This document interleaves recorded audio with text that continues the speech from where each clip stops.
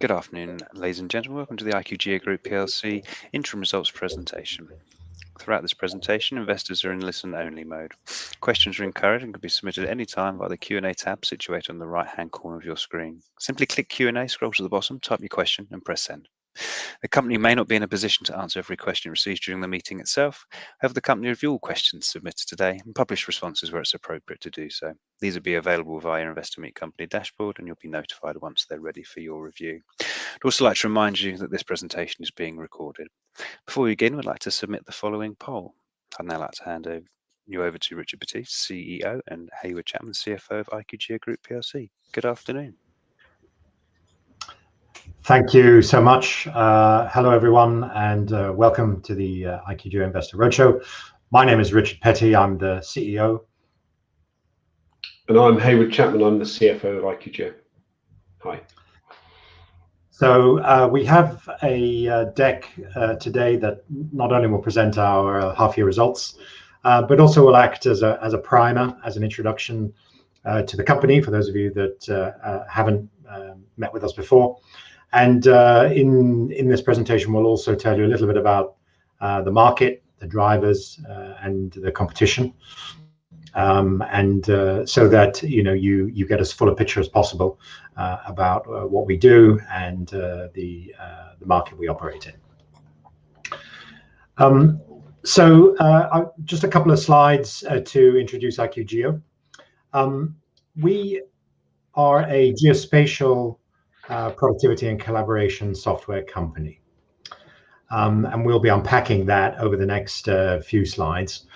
But fundamentally, what it means is that we provide software that helps telecommunications and utilities companies exclusively improve network operations in the following key areas: sales, planning and design, construction, maintenance, and customer service.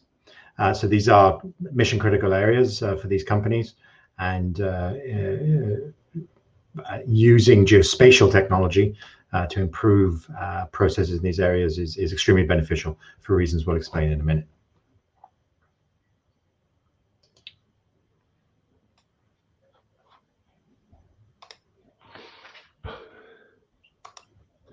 Okay, so our main go-to-market model is a software subscription model. We made the pivot from perpetual licenses about 2.5 years ago. Our product can be deployed in the cloud or on-premise. In fact, it was designed to be cloud native, so we almost had to re-engineer it to be on-premise. So we're well suited for SaaS environments. We sell directly, predominantly in our North American market, but we also have a growing partner network in Europe and in the Far East, where we also operate.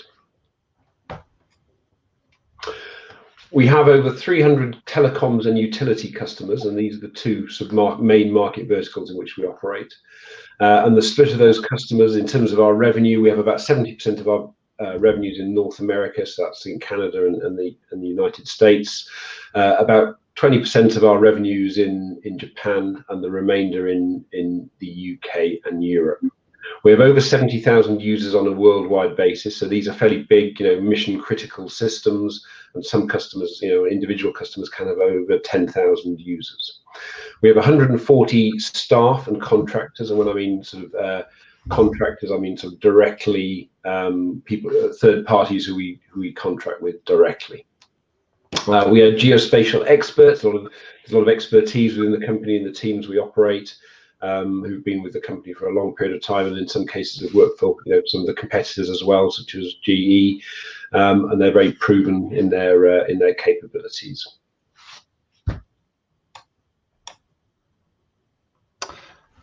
So this is a slide we use to describe our product positioning and our functionality. So IQGeo differentiates itself from the competition by addressing a whole series of connected activities that we typically find in a telecommunications company or utilities company, which revolve around the network. And so we call this series of operations the network lifecycle.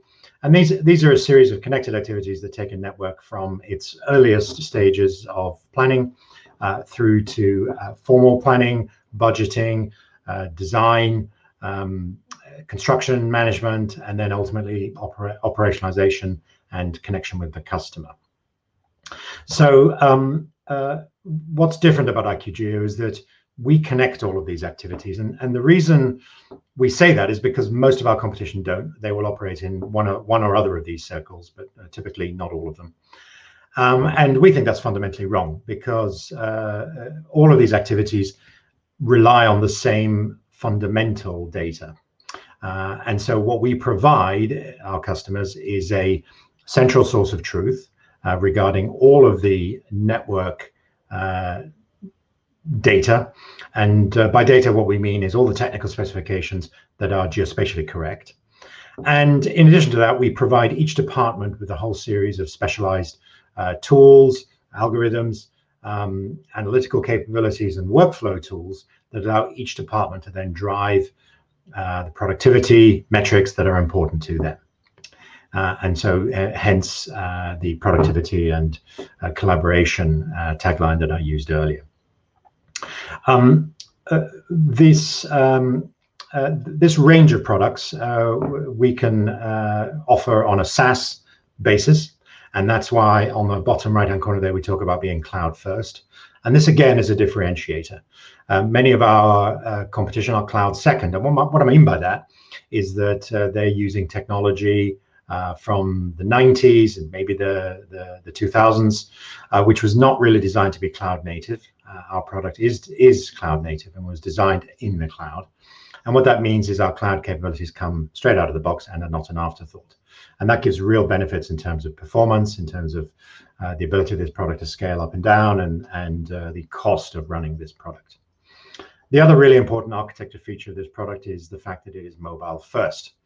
And again, this is differentiated with our competition, most of whom we would regard as mobile second. And what I mean by that is that they treat mobility, i.e. the ability to use this data out in the field by many, many numbers of users, as an add-on, as an afterthought to their core product. We think that's fundamentally wrong, because what it means is you're replicating data from your core system into a mobile system, and replication never leads to anything good. So the mobility is part of the core product here. It's reading off the same data that all other kinds of users, office-bound users in particular, are using. So really strong technical differentiators with this product line, and really strong functional differentiators in this product line, particularly in terms of breadth and the ability to connect all parts of the company, in particular connect the office and the field, which is extremely important for these companies, given that their plant is all outdoors. And their business therefore is extended or running off infrastructure, very complex infrastructure that is distributed over tens of thousands of square miles in some cases. Okay, next slide. Okay, so I'm just going to give an overview of our results for the first half of the year to June 2021. As I mentioned earlier, we made the switch to subscription, so we focused very much on annual recurring revenue. So this slide involves KPIs around that recurring revenue. So our exit annual recurring revenue at the end of June was £6.6 million. That was up 131% from the comparative period. Now that did include £2 million of annual recurring revenue that was added from the OSPI acquisition that we made in December 2020. However, we also won £1.5 million of ARR in the period. That was up 88% from the comparative period. £500,000 of that came from the OSPI acquisition that they won in the year, or in the 6-month period. But the remaining £1 million came from the enterprise level IQGeo product, and that was up from £0.8 million, so a 25% increase on an organic basis over the comparative period. And what does that mean from for our half-year revenues that we record in the P&L? That was up by 58% to £2.6 million, up from £1.6 million in the first half of 2020.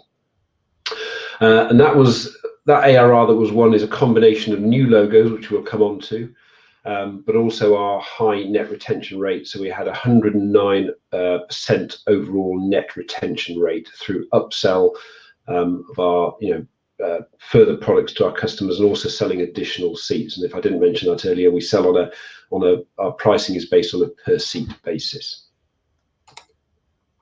Just in terms of our product orders, our IQGeo product orders, so this is everything excluding our third-party services, and I'll show a little bit of detail about that later on in the deck.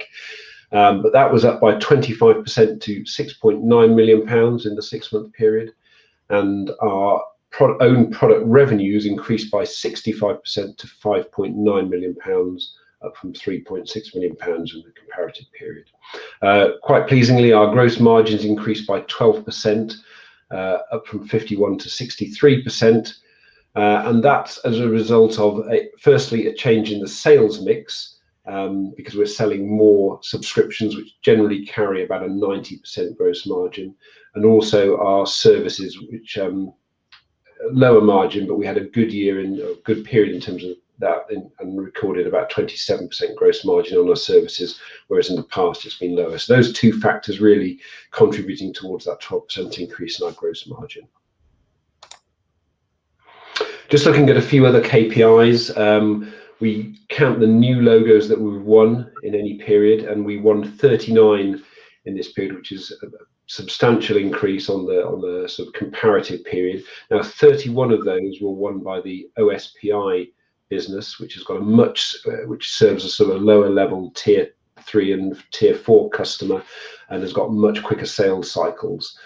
They joined us with 200 logos, so to add 31 in the period from them was really pleasing. But even for the enterprise level product, they increased from 3 sales in the comparative period up to 8 in the 6 months to June. We have £12.1 million of cash on the balance sheet as at the end of June, which was higher than in the comparative period and as at December 2020. We received £2.5 million in cash from the sale of a legacy business, the RTLS business. We received that in January. But also contributing to that high cash figure was the reduction in our operating cash burn. So that reduced from £1.2 million in 2020 to £0.4 million in the period under review. Looking at our headcount, we had 100 directly employed heads at the end of June across all geographies and all of our divisions in the business, up from 71. So we had 23 join with the OSPI acquisition, but we've also been recruiting positions on a global basis, and we are still continuing to do so.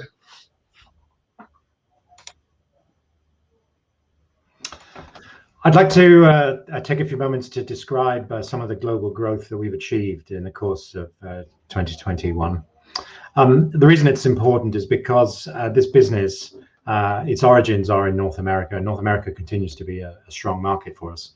But when we did a fundraise a couple of years ago, one of the things we wanted to do in addition to developing the product was extending our global reach.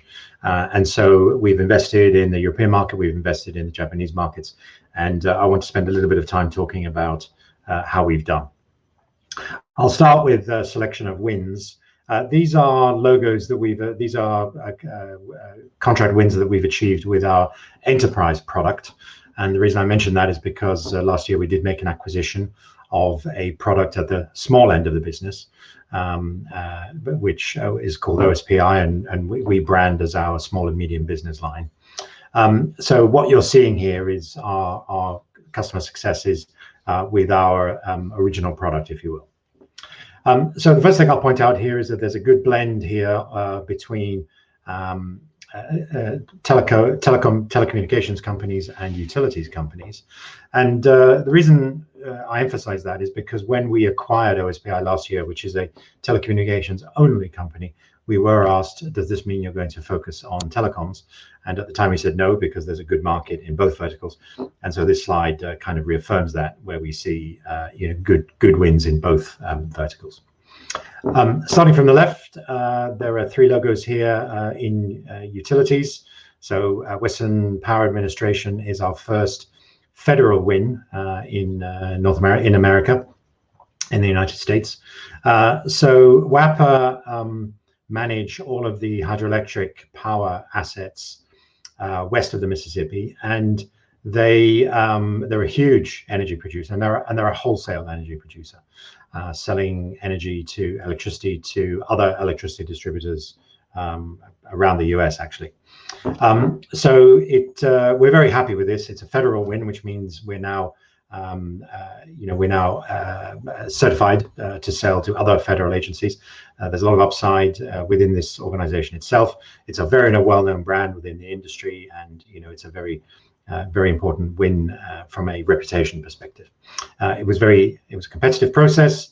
We came out on top, and we're very pleased to be the chosen system for doing all of their inspection surveys and outdoor management of their plant. So we're very proud of that. Two Japanese logos here, Chubu Electric Power and Kansai Electric Power. These are the number 2 and the number 3 electricity distributor in Japan. I have a slide on Japan later, so I'll cover those in more depth then. The other thing I'll point out on this logos on this slide is 4 logos in the telecommunication space: Shaw, Swish, Giganetz, Deutsche Giganetz, and TDS. So let's start with Europe, Deutsche Giganetz. This is a really interesting startup, extremely well funded, and they are setting themselves up to be the alternative to Deutsche Telekom in the German fiber to the home market. They will be rolling out a network to the tune of 3 billion euros over the next months and years. They have very ambitious plans. The reason we're so pleased with this win is because this was a greenfield selection process, if you will. They were buying systems for the first time, and we presented them with our end-to-end vision that I showed you all a couple of slides ago, and they found it very compelling. And we were part of a selection process that included the best part of 15 different vendors, including some very well-established competitors and German competition, and organizations that had, really strong presence in the German market, very big teams, and a lot of German references. And yet, the opinion of the Deutsche Giganetz people was that our product was superior, the architecture was superior, and their words to us were that we were several years ahead of the competition in terms of the vision of our product. So an extremely satisfying win and high profile. They've been great partners from a marketing perspective, immediately allowing us to do press releases and the like. And we're already working on add-ons to this deal. So a very satisfying win. The logo above that, Shaw. Shaw completes a clean sweep of the top 5 telcos in Canada. So in Canada, we're very happy to already count on Bell Canada, TELUS, Videotron, and Rogers as customers, and Shaw completed that sale, or that group. So it's a real demonstration of what we can achieve in a territory. Shaw is a large, by our standards, a large installation. We will be handling all of their enterprise mobility requirements internally with several thousand users. And Shaw was recently approved to merge with Rogers, which is number 1. And the project has been deemed as strategic and will survive any sort of cost-cutting processes that result from the merger. So a very, very satisfying win, and it really seals our dominance in the Canadian market. Moving to the UK, Swish Fibre is a nice example of the altnets that we're picking up. What's interesting about altnets is that, much like Deutsche Giganetz, they are greenfield institutions from a technology perspective. Often they are buying systems for the first time. And here again, our end-to-end vision, our field office vision is compelling. And, we were very, very pleased to announce Swish earlier this year. TDS is a regional American telecommunications company. If they were in Europe, we'd be considering them a tier 1, such as their scale and number of customers. And the reason we're pleased with this particular win is they too have taken our system of record. For those of you not familiar with the space, the system of record is really one of the most important IT systems in a telecommunication system, because it is the central register of all the physical assets. and the place where all decision making and designs are made. It's on the same level of importance in these companies as an accounting system or an SAP type of system. So it's certainly one of the top 10 solutions that these institutions or that a CTO has to care about. So a fine win for us there. On the next slide, we'll just showcase a little bit about Europe. So Europe's a relatively recent market for us. So even though we're a UK company and UK headquartered, for this business line, most of our activity historically has been in the US. So we've only set up in Europe in the last 3 years, really. We have one relatively small office in Germany, but we've been able to achieve really some quite good things with it. So all of the logos in green here are wins that we've made with the IQGeo product line. And you can see here we've got a growing collection of customers in the UK, which is great. And we've also done well in Germany and France. A recent win was the French Railways, SNCF, which is kind of an interesting market. Most railway companies have fiber networks running alongside the tracks. They do that to connect their railway stations, to connect all of their devices and sensors and traffic light systems, braking systems, and all the rest on the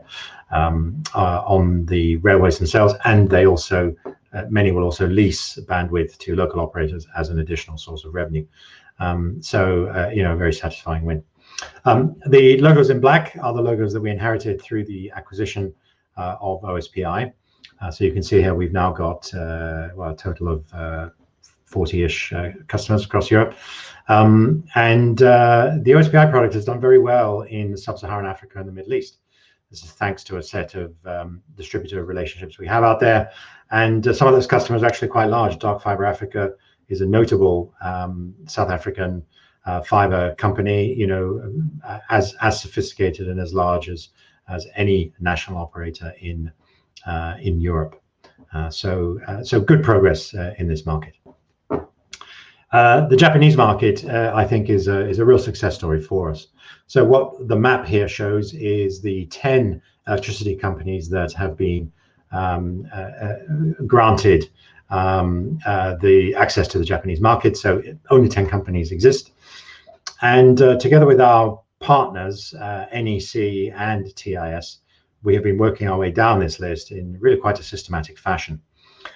So Tokyo Electric and Power, which is the second largest electricity company in the world, we signed that 2019, and this year, 2019. And this year we've been very happy to sign up Kansai and Chubu, number 2 and number 3. Actually, each one with different partners. So Kansai was signed up with our newest partner, TIS, and Chubu was signed up with our NEC partner. So you can see we're building up quite a significant group of users. And the interesting thing here is that in Japan, we occupy quite a unique space. The use case that we solve here is around emergency response. By law, Japanese energy customers can report storm damage or earthquake damage directly onto the customer website, on the utility's website. And these utilities have to respond to each one of these requests and take the information and do something with it. So we help them in that process.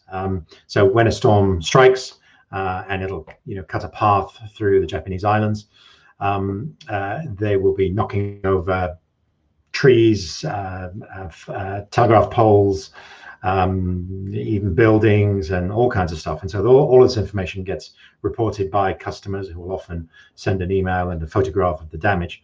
And so our solution helps them sort through this information. We can geospatially identify where the damage is. We can correlate that with Google Map photos we might have of the area, and we can help a situation room prioritize all of these incidents and then rank them and then send parties out to the most urgent ones most quickly. So it's an extremely important solution because fundamentally because it saves lives. It is a unique product in this market. We're I think the only vendor that have such a well-configured solution. And as a result of that, we're working our way through the electricity market in such a successful way. We also are doing work with our partners in the telecommunications market. We've already got some paid pilots happening there, and we're preparing these. We've got customers preparing budget for the fiscal year 2022, which starts in April. So very, very happy with what's been happening in Japan. Okay, I'm just going to have a look at a little bit more detail on the OSPI integration. So just to recap, we bought OSPI in December 2020. So OSPI is they have a fiber mapping system, and they operate at the tier 3 and tier 4 customer level. So these are sort of probably the less sophisticated end of the customer market, and a really good sort of adjunct to the IQGeo product, which operates at the enterprise level for the tier 1 and tier 2 customers. So the OSPI product, it's very easily implementable.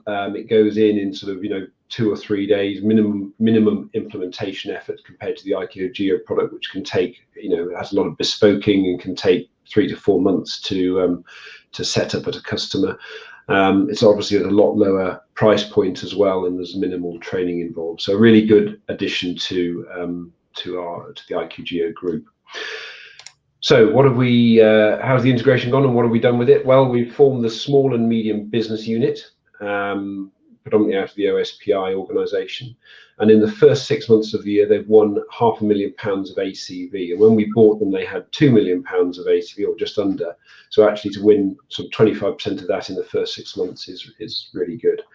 And that's through both expansion of their current customers and new logos. So they came on board with 200 customers, and in the first 6 months, they've added 31 new logos and 31 new customers. Some of the expansions have been through upsell of their products. They've had 104% net retention, but also sales of what we call OSPI Mobile, which is the IQGeo mobile product integrated into the OSPI system. And given that we sort of only really launched that in May, and they've sold a couple of those already, we feel there's really good progress going into the second half of the year and into next year. From an integration point of view, we've integrated the back office. The legal entity of OSPI has been hived up into IQGeo America Inc. So there's only one legal entity in the US.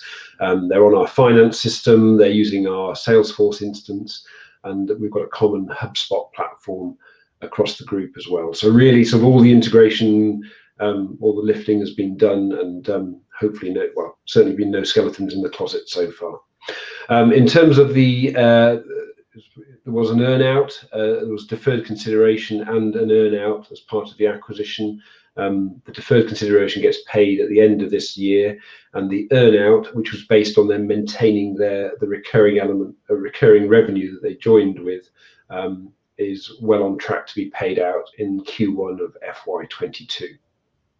23 staff joined the business with OSPI, and the vast majority of those have been retained, either in the SMB unit, or a couple of them have moved across to the sort of the wider IQGeo business. But the staff seem very happy, the customer base seems very happy.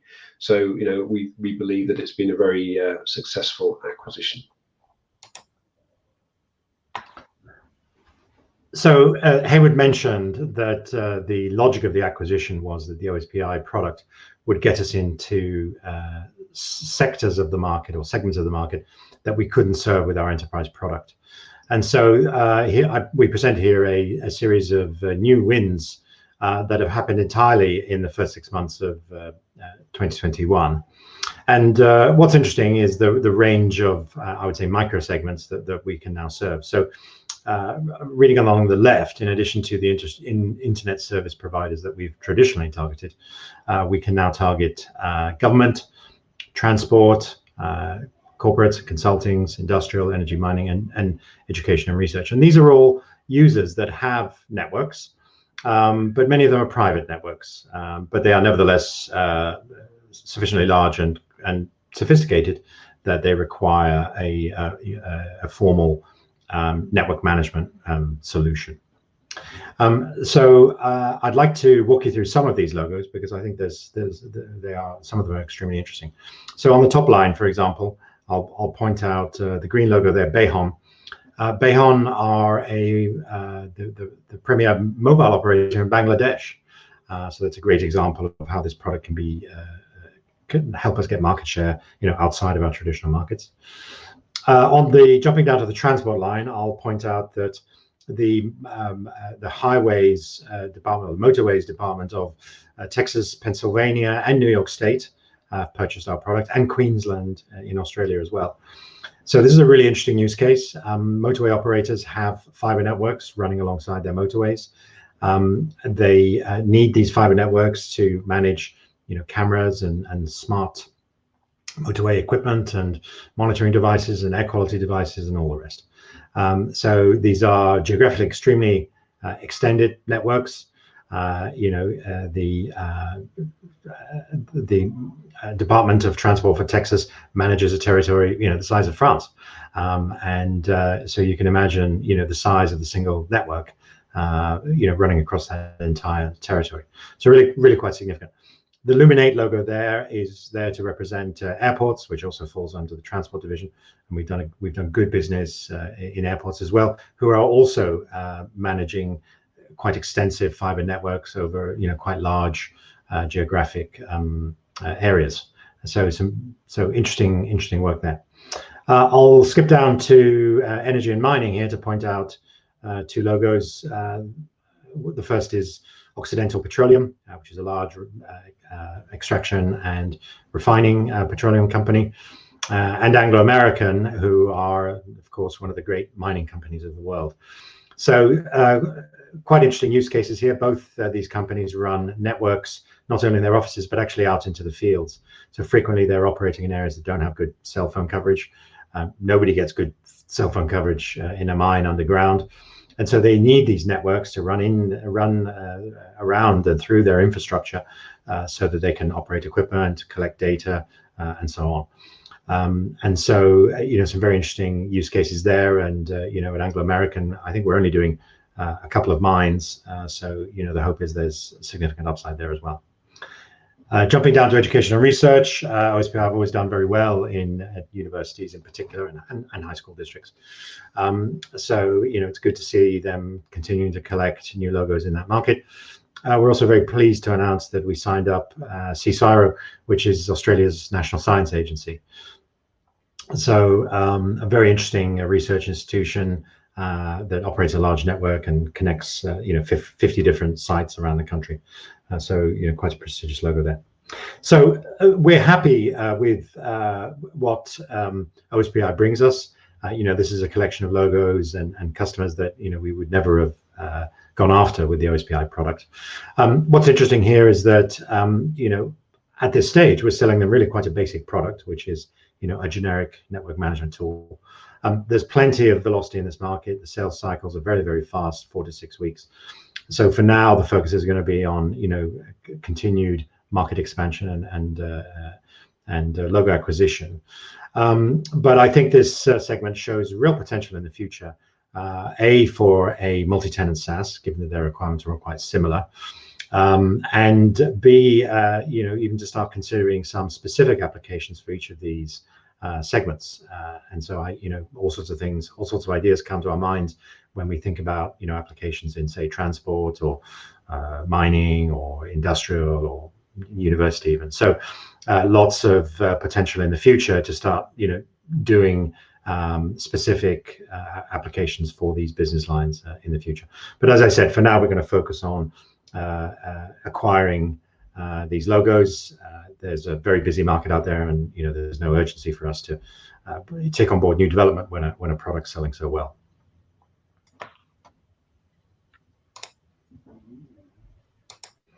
I've got a couple of slides here to describe the market opportunity.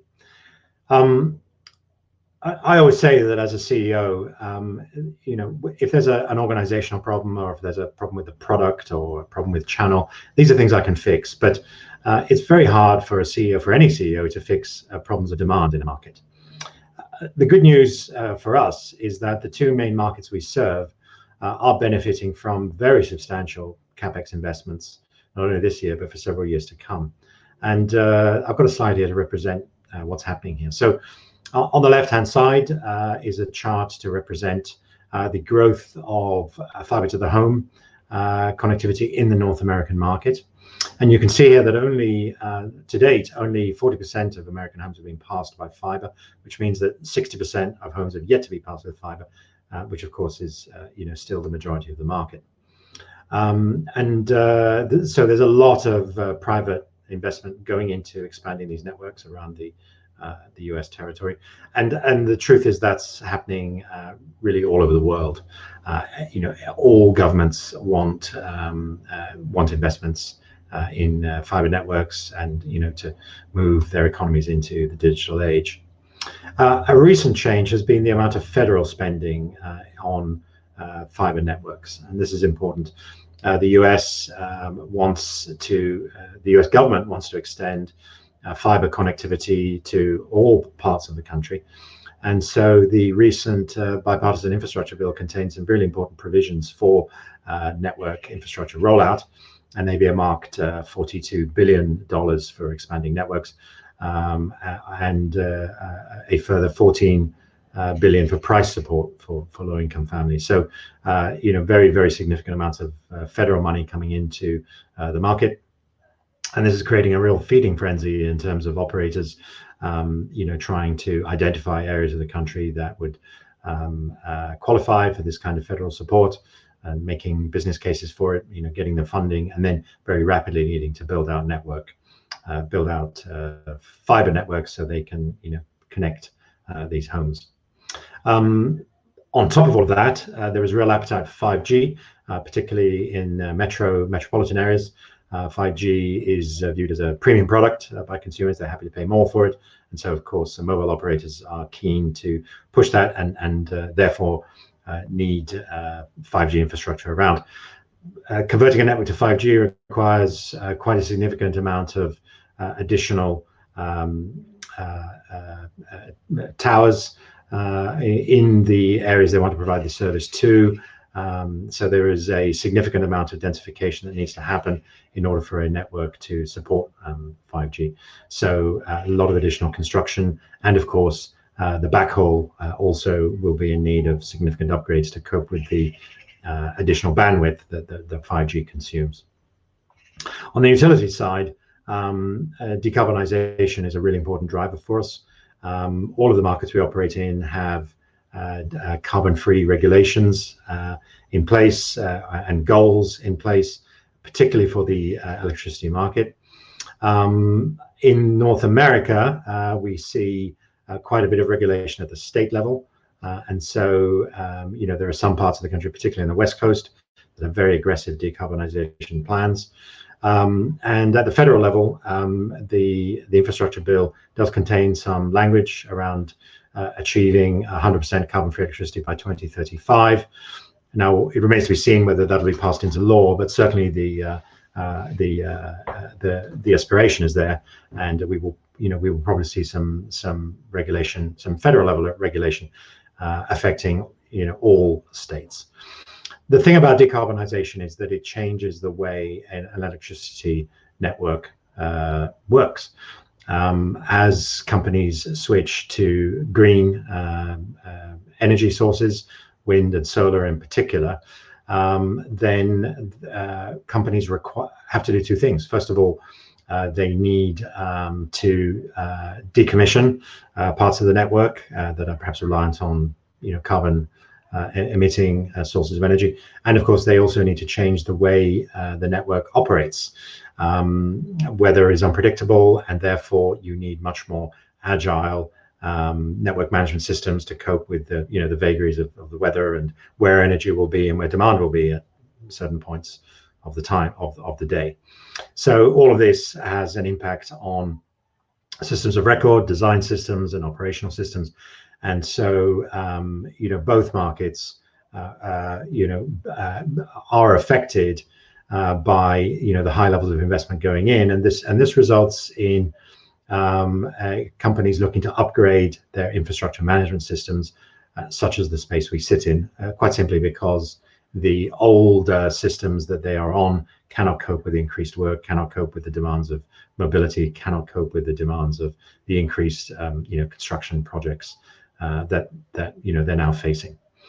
So there is a direct correlation between spending on a network and spending on systems to support the network, and therefore that's that benefits us. The investment life cycles here are long. Sorry, David. The investment life cycles here are long. There will be very significant spending in both markets for, I'd say, years to come, and in the case of energy, very likely decades. So these are investment waves that we can ride. What this means is that the underlying factors in our market are very strong. They have proven to be resistant to the COVID and the lockdown. Investments have gone ahead independently of where people are working from. My opinion is these are two extremely good markets to be associated with. The next slide here. This is a slide to indicate that digitization of processes and digitization of activities within companies is becoming a topic that is increasingly sitting at the C-level of an organization. And so here's there's all kinds of research out there to support the link between digitization and performance. This is a recent study chosen by McKinsey, which shows that top economic performers across a range of industries, top economic performance typically have stronger digitization programs. And so this kind of thinking also supports spending on products like ours. The last slide I'll present here is a snapshot of the competitive landscape. Now, for legal reasons, we don't name who these incumbents are, because this recording is being distributed, I won't do it here either. But what I will say generically is that these are geospatial solutions that were created in the 80s and 90s, and most of them have been adapted and retooled to handle the specific needs of the utilities market. There is one exception to that, which is incumbent number 2. They do have a built-for-purpose product, but the rest of them don't. But what's important here is that most of these incumbents have really sat on their laurels a little bit. They haven't invested heavily in their architecture. Most of them provide really quite old architecture. Now that we sit in the age of cloud-based solutions, and they also haven't invested heavily in their roadmap. So the result is that the market we serve is really sitting on some quite old technology, and of course that means there are opportunities for vendors like us with newer product. The number one incumbent in this space, which is really quite dominant, either directly or through its partners, has made an effort to introduce a product that has more, I would say, native understanding of networks. Our own opinion is that the product is quite immature and will require a lot of work to bring it into a condition where it can be used easily by the market. But it is a brand that's very well known, and it is a brand that is well supported by large integrators. Do very well off these installations because they're frankly quite slow and expensive. But the fact that this incumbent has a new product, I think, is an advantage for us, because they are going around their customer base beating the drum for their new product. And customers are being forced to look at it. This is a mission critical system, and the conclusion of a percentage of those customers will be that this product's not for them. And that will create opportunities for us, because all of these companies will be thinking about whether upgrading to this early release is something they want to do, or whether they're better off perhaps going to a newer product that has more proven capabilities, such as IQGeo. So I think between the fact that we've got a proven scalable product, the fact that the markets are spending significant amounts of capex now and for the next year, for the foreseeable future, the fact that the competitive landscape does not show aggressive new investments by the competition. All of these three ingredients, I think, create a real opportunity for IQGeo to continue its high growth into the future and to establish itself as the leading brand in this space. The market itself is, from where we stand, really quite significant. So with the addition of OSPI, we've expanded the addressable market to over 17,500 companies just in the territories that we address today. So this excludes, South America. It excludes, most of Middle East and Africa today. It excludes all of Asia with the exception of Japan. So 17,500 companies is, we've calculated that that as an annual recurring spend, these companies are generating over 1.2 billion pounds per year. The telco market is the smaller portion of that. It's a more concentrated market, but it's also faster moving in some ways. These companies are more aggressive and are buying products faster right now.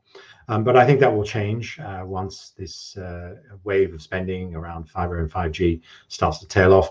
I think we'll see the utilities market really kick into fifth gear and start really quite a significant amount of spending on their networks and therefore supporting systems like ours. So a very significant market, for us to grow into, and beyond that, even a much larger market that we could go into, probably once we get a more evolved channel strategy in place, which we're going to start doing in 2022. Okay, so just a brief review of some of the more detailed financials. Just starting with the income statement, our revenues have increased by 35% to 6.4 million, and our gross margin is increased by 67% to 4 million pounds, helped by that increase in the margin of 12 percentage points to 63%. All these figures do contain obviously the OSPI business for the first 6 months of 2021, whereas the comparatives don't. And that's the main driving reason between operating expenses increasing by 36% to 5.5 million. But you put all that together, and at an adjusted EBITDA level, our loss has narrowed from 1.2 million to 0.4 million over the first 6 months of this year. Hayward, sorry, just before you move off that slide, Hayward, there is one question. Our gross margin. Yeah, I was going to cover it on this slide here. Okay, perfect. Yeah. So this is just a breakdown of our revenues, which I thought I'll expand on a little bit because it adds some interesting points. Our recurring revenues have gone up by 58% to 2.6 million. Now we do still sell perpetual licenses predominantly in North America, where some of the utility customers require us to. They're not allowed to pass on operating expenditures to their end users, and therefore they still favour a perpetual license. So we sold. I think Richard talked about Shaw earlier as one of the customers we signed up in Canada, and they bought a perpetual license for just under £700,000 in the first half. So that's what the 0.8 million of software includes. Because we've been selling more software, our services revenue has gone to increased by 41% to 2.6 million pounds, and as I said earlier, we got some decent margins on that at about 27%. So overall, our software and services make up our non-recurring revenues, which increased by 71% to 3.5 million. In terms of our IQGeo product revenues, they increased by 65% to £6 million. And then we have this third-party services line where we carry out some services on a GE product called Small World. That's been declining for a number of years now and will continue to decline. We think it will disappear altogether in FY22. But we break it out because it does act as a little bit of a drag on our sort of top line organic growth, and that revenue, that third-party services line, decreased to 0.4 million. So, as Richard said, there was a question from Andy M, he said your GM has increased to 63%. Where do you expect or target this to be for the longer term? So, what we want to do is keep growing the recurring revenues and our subscription revenues, and they have about a 90% gross margin. I think, we will always have an element of services revenue at a lower margin, but looking at the mix of that, probably in the sort of over the 3 to 4 year horizon, we think a gross margin of between 70 and 75% would be good, and where we're heading. Probably more importantly is, our recurring revenue percentage. We're at 40% now, and where do we want that to be? And again, I think as a sort of a good software business, we should be aiming for between 70 and 80% recurring revenues as a minimum, and again over a sort of a 3 to 4 year horizon to get to that level. Just looking at our cash flows, we ended up the year with the period with £12.1 million of cash. So the operating cash outflows, mirroring our adjusted EBITDA, reduced from 1.2 million in the comparative period to 0.4 million pounds. We had a slight negative working capital movement, which was offset by taxes, R&D tax credits that we received back, and that was based on the 2018 and 2019 year, and we've just submitted an R&D tax credit claim for FY20 as well. There's the £1 million that we spend on our developments. That's our capitalized R&D, and then, as I mentioned earlier, we had 2.5 million in from the disposal of the RTLS business, which was received in January. And if you look there, there's we received the Paycheck Protection Plan, which was a loan from the US government in the first half of 2020. So that's sort of the equivalent to the furlough scheme in the UK, and that has been forgiven. So that it didn't, obviously is in the first half of 20, but it isn't an outflow in 2021. Just on our balance sheet, so the comparatives here in the 20 do not include the acquisition of OSPI, which of course happened in December. So that's the main reason why the intangible assets have increased, along with the capitalized R&D of about £1 million. As you'd expect in a growing business, our trade and other receivables have increased, along with our deferred income as a recurring revenue business, which is included in the trade payable, other payables and deferred income line. We have the deferred and contingent consideration of £1.5 million. So that some of that will be paid out in December this year, which is the deferred part of the consideration for OSPI, and the contingent part, which is the earnout, will be paid in the first quarter of FY22. And then the other salient point here is that loan, which was recorded in the first half of 20 at 0.7 million, which no longer features on our balance sheet at the end of June. And the last slide is just a sort of a quick overview of our head count.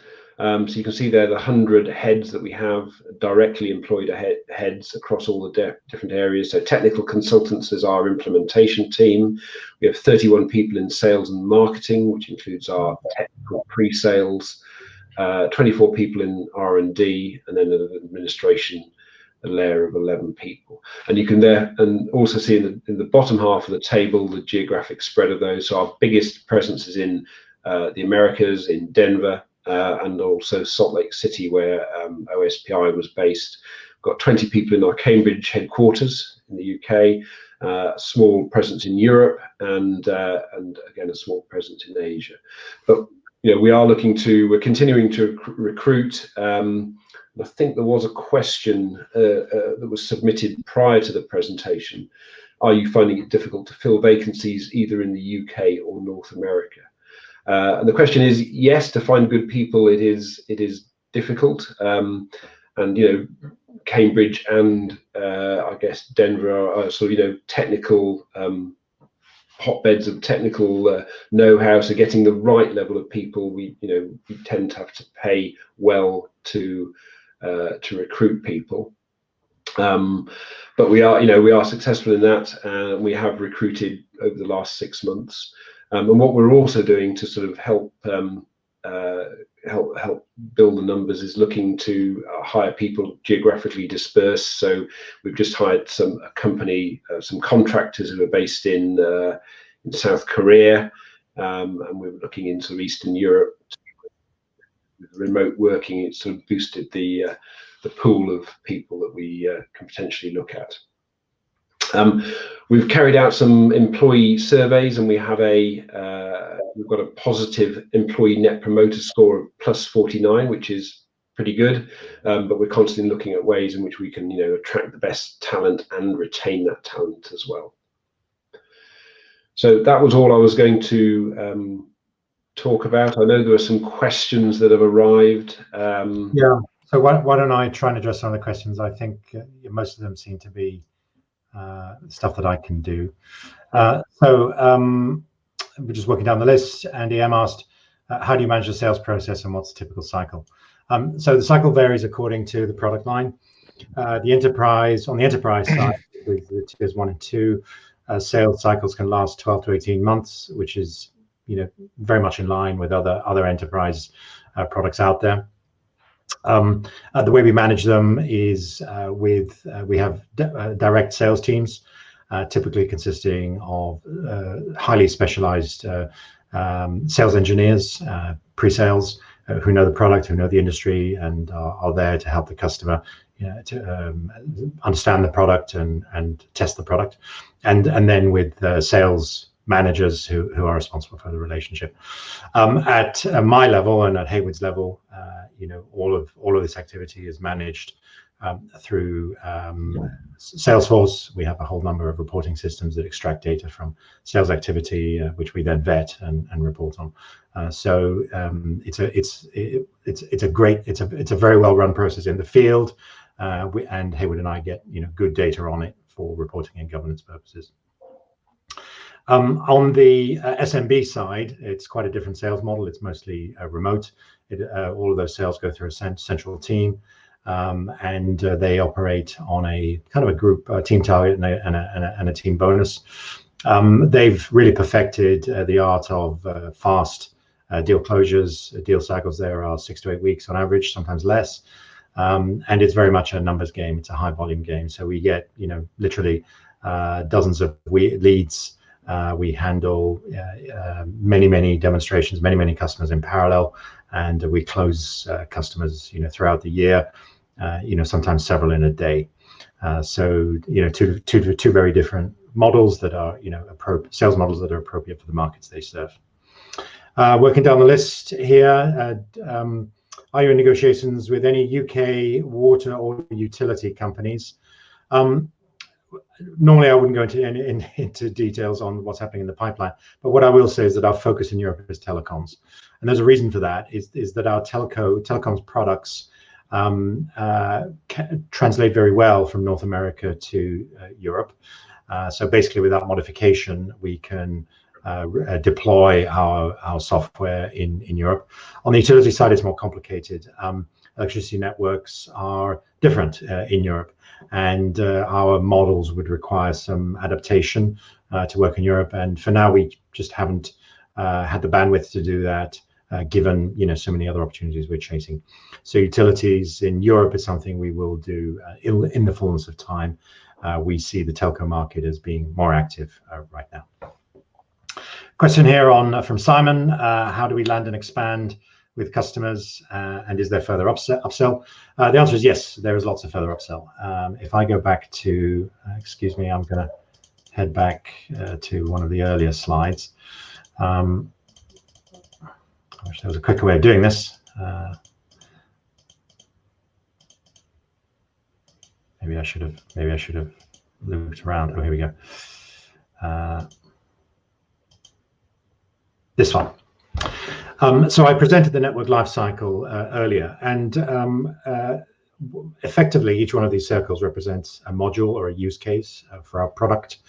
Very typically, we will go in on just one of these. So I did speak about greenfield sites taking all modules, and so in a greenfield sale, we will present the entire vision.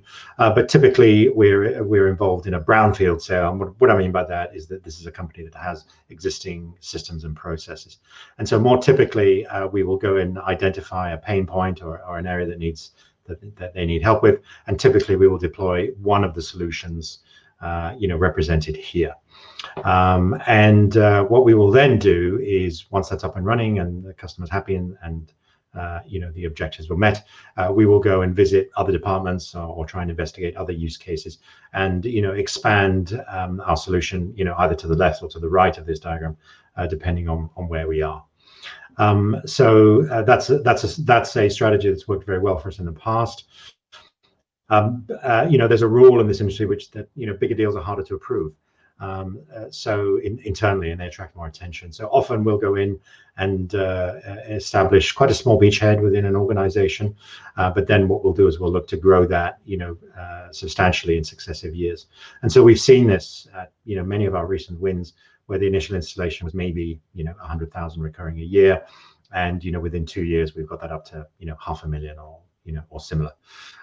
So landing and expanding is a very important part of what we do, and it is really, it really describes our sales strategy, and the product's been adapted to cope with that. So it has been modularized, it has been segmented in such a way that we can keep going back to the customer, showing something new, and giving them the opportunity to sign on to it and expand the usage of the system. Richard G. Are we planning further acquisitions? Actually, I'll let Hayward answer that. I mean, yes, we are looking for further acquisitions. I mean, obviously we've got an organic growth plan, as we've shown in the first half of this year. We're growing the business organically as well. But if Richard and myself are constantly looking at opportunities in the market, and if the right thing comes up, we will take it further. We're not just going to buy anything for the sake of it. It has to either add customers that we can sell our existing products into, or bring some new technology that we can sell alongside to our existing customer base. An example of that is in North America. Vegetation management for utility companies is quite a big thing. Just surveying that, and there are companies that specialize in that. So it's sort of if the right acquisition turns up, we would look at it, and it could be the size of OSPI. We've got 12 million pounds on our balance sheet that we can use to buy such a company, or if we've got very supportive shareholders, so if we need to raise further funds, I'm sure that would be an option too. But it is something we are constantly reviewing. Richard, Hayward, I might just interject at this point, seeing as you've addressed pretty much every question that's come in from investors this afternoon. If any further questions do come in from investors, of course, we'll make these available to you after the meeting. And additionally, thank you to all those investors that have submitted questions this afternoon. Richard, I know investor feedback is important to you and Hayward, and we'll shortly redirect investors to provide you with feedback. But before doing so, perhaps I could ask you for a few closing comments. Yes, with pleasure. So, well, first of all, thanks to everyone that's attended, and appreciate the questions. It does make it more interesting for us.